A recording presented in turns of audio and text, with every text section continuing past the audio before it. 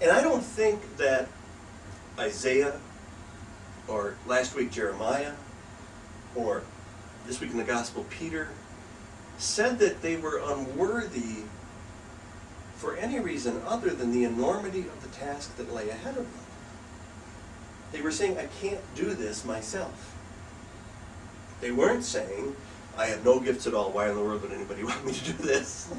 But they were saying, this is a pretty big job. And I think that's authentic humility.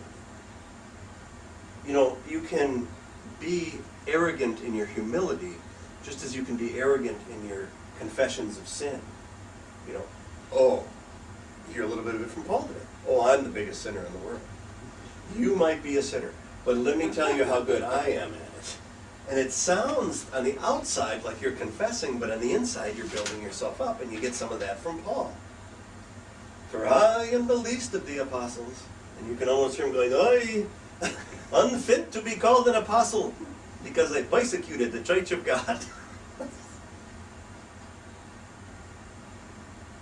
How we look at what we're called to do, and how we look at our ability to perform the task, is hugely affected by, first of all, our authentic humility. Can't do this myself.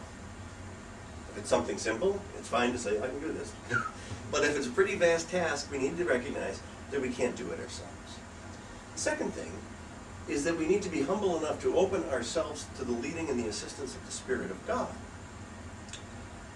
Because it isn't really just us of our own devices.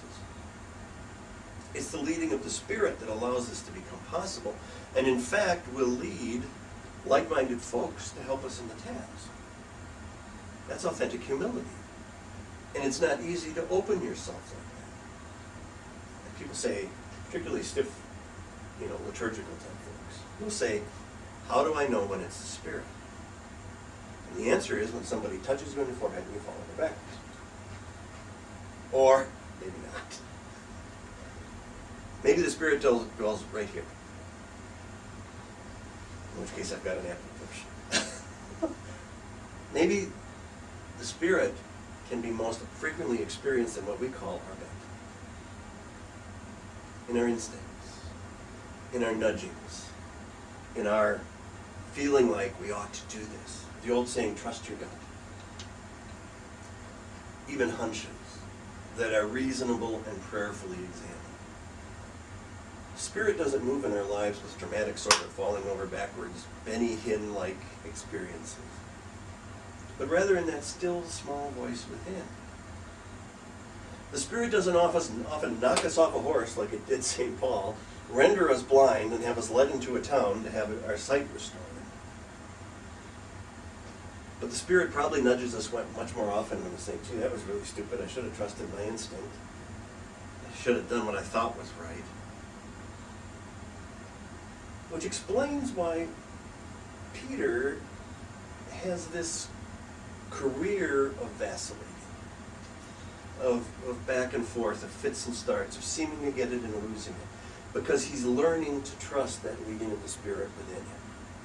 And sometimes he listens and does the right thing, and sometimes he doesn't and does the wrong thing, and he's coming to trust himself. But it takes a while to trust yourself when you start in a place that says, good God, I can't possibly do this. We learn to trust ourselves by stages. And sometimes institutional religion comes along to say you can't trust yourself.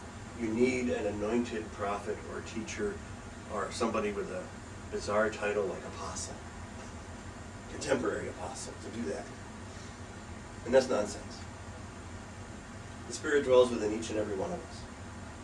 And we can learn to listen to it and to follow it and to be genuinely and truly humble without wasting our energy on pompous proclamations of humility. And in so doing, accomplish things that we would never have